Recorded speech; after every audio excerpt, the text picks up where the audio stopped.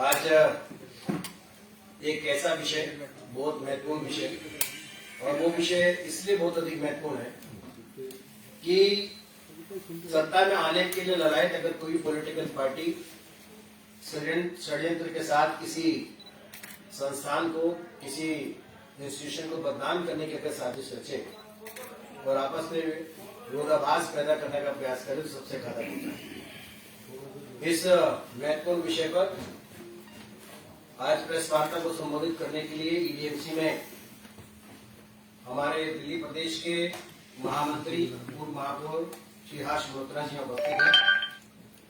आपके साथ इस ईडीएमसी के महापौर भाई श्याम सुंदर जी अग्रवाल, स्टैंडिंग कमेटी के चेयरमैन वीर सिंह जी पवार और नेता सदन सतपाल जी यहाँ पर उपस्थित हैं। मैं दिल्ली प्रदेश भारतीय जनता पार्टी का मीडिया प्रमुख होने के नाते आपका अभिनंदन स्वागत करता हूँ। अपना जी से कहता हूँ बहुत बहुत धन्यवाद भाई नवीन जी। आप सभी पत्रकार साथियों का बहुत बहुत अभिनंदन, स्वागत, बहुत बहुत धन्यवाद। आप सब यहाँ पर पधारे हैं। हमारे पूर्वी दिल्ली नगर निगम के महापौर भाई Shyam ji, standing committee chairman Veer Singh Pawar ji, नेता सदन भाई सतपाल जी। दोस्तों, पिछले 7 सालों से दिल्ली में जो सरकार है, बहुत से झूठे वादे करके दिल्ली की जनता को बरगलाकर सत्ता में आए।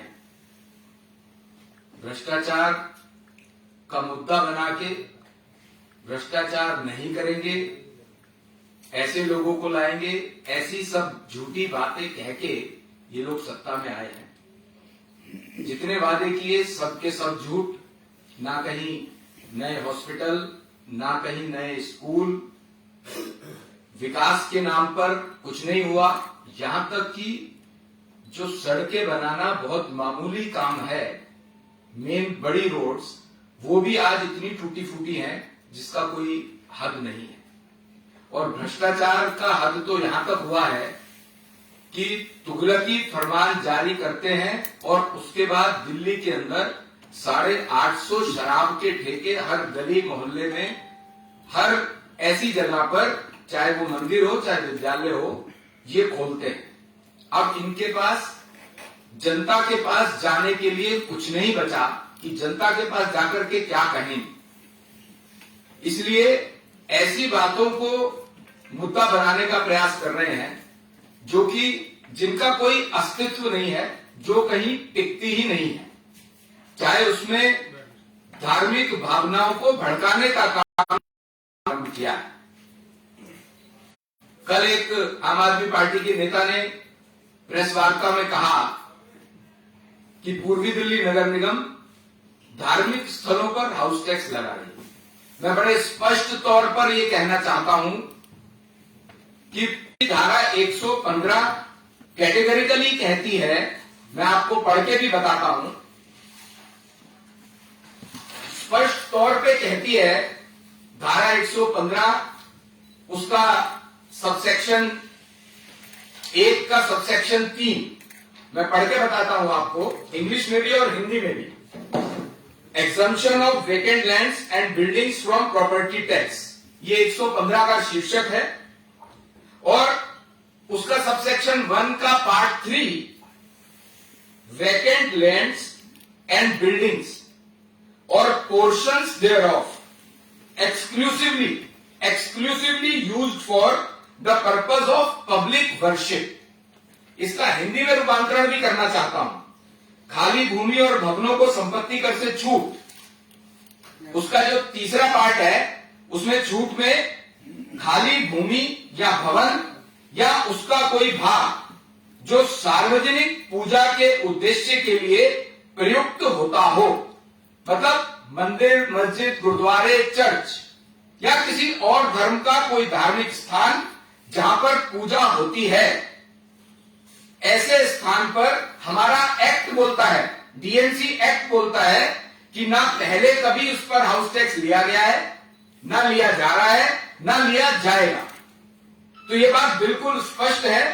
सिर्फ किसी षड्यंत्र के नाते इन्होंने, आम आदमी पार्टी के नेताओं ने षड्यंत्र करके ये कहने का प्रयास कर रहे हैं कि, और कल कुछ समाचार पत्रों की कल और आज हेडलाइंस भी हैं कि पूर्वी दिल्ली नगर निगम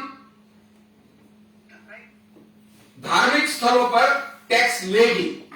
और ऐसा भी सुनने में आया कि कुछ नेता उनके कह रहे थे कि हाउस ने भी पास किया है। झूठ बोलने से पहले उनको सोचना चाहिए और फैक्ट्स या डॉक्यूमेंट्स हाथ में होने चाहिए। ऐसी कोई बात होती तो आप सब लोग भी कवर करते हैं। तो ये जो धार्मिक भावनाओं को भड़काने का काम आम आदमी पार्टी इसलिए कर रही है कि इनके पास जनता के बीच में जाने के लिए कोई मुद्दा बचा हुआ नहीं है। मैं इनसे ये पूछना चाहता हूं, आप वोट बैंक के लिए तो 200 यूनिट बिजली की फ्री करते हैं, पानी भी फ्री करने की बात करते हैं। आपको अगर इतनी ही चिंता है तो सभी धार्मिक स्थलों का, जैसा नगर निगम ने हाउस टैक्स माफ किया हुआ है, आप बिजली पानी माफ क्यों नहीं कर देते? मेरी ये मांग है आप सबके माध्यम से आम आदमी पार्टी सरकार से कि सभी धार्मिक स्थलों का, मंदिर, मस्जिद, गुरुद्वारे, चर्च या अन्य धार्मिक जो स्थल है जहां पर पूजा होती है, उनका बिजली पानी माफ करें और कम से कम धार्मिक भावनाओं को भड़काने का काम और उसके लिए षड्यंत्र ना करें। एमसीडी का स्पष्ट कहना है कि धार्मिक स्थलों पर जहां पूजा होती है वहां पर किसी भी तरह का प्रॉपर्टी टैक्स ना पहले लेविएबल था, ना अब है, ना आगे होगा। बहुत बहुत धन्यवाद। श्याम सुंदर जी हमारे पीडीएमसी के महापौर है, इस विषय पे बात करते हैं। धन्यवाद। जैसा कि अभी हर्ष जी ने कहा, वही बात मैं कहता हूं कि हमने कभी भी पूर्वी दिल्ली नगर निगम ने कभी भी किसी भी धार्मिक स्थल से ना हाउस टैक्स लिया है, ना ले रहे हैं, ना लेंगे। उन्होंने पता नहीं किस उसमें यानी बात कही है, कोई सदन में पास नहीं हुआ, कोई स्टैंडिंग कमेटी में कोई ऐसी बात नहीं आई, उनके भी निगम पास में बैठते हैं। केवल लोगों की भावना को भड़काना, उनको बगलाना, गलत बात करना, ये उनका उद्देश्य रह गया है। मैं फिर कहता हूं कि ना हमने कोई टैक्स लिया है, ना कभी लेंगे। बहुत बहुत धन्यवाद हर्ष जी और श्याम सुंदर जी। झूठ और मक्कारी पर बनी हुई सरकार जो टिकी हुई है वो इसी प्रकार के काम करती है, इसलिए बहुत अधिक दिन चलने वाली नहीं है, दुनिया के सामने एक्सपोज हो चुकी है। अगर आप किसी को तनख्वाह देते हो तो बहुत समय से भाजपा सभी मांग रही है कि मंदिर के पुजारियों को तनख्वाह देनी चाहिए, आज तक नहीं। लिटरली जो है वो ऐसे षड्यंत्र प्रपंच रचने में माहिर है। यदि आपका कोई सवाल हो तो सवाल मेयर साहब, आपने अपनी बात तो रख दी कि किस तरीके से दिल्ली नगर निगम में इस तरह का कोई प्रावधान नहीं है। आखिर किस आधार पर नोटिस दिया गया जा रहा है मंदिरों में, गुरुद्वारों में, इस पर आपने कोई अपना विचार नहीं रखा? जो नोटिस दिया है उसकी हम जांच करवा रहे हैं। जिस व्यक्ति ने दिया है उसको हमने नोटिस जारी कर दिया, शोकत नोटिस हमने दे दिया है और उसकी जांच होने के बाद मुझे लगता है कि ये उस व्यक्ति ने हो सकता है पार्टी, आम आदमी पार्टी ने कोई षड्यंत्र किया हो, हम उसकी जांच कराएंगे, उस पर कड़ा करेंगे। ये तो अपने अधिकारी कर्मचारियों पर सवाल उठा रहे हैं आपकी, आप वो लोग आम आदमी पार्टी के साथ मिले हुए हैं, जिस तरीके का बात आपने अभी ये कहा। सवाल नहीं है, ये हमने जांच करनी है इस विषय पे कि वो नोटिस कैसे गया और क्या हुआ, उसको इसलिए शोकत नोटिस हमने दे दिया। जी सर, मैं हर्ष जी से एक सवाल करूंगा क्योंकि ईडीएमसी का नहीं एनडीएमसी का मामला है।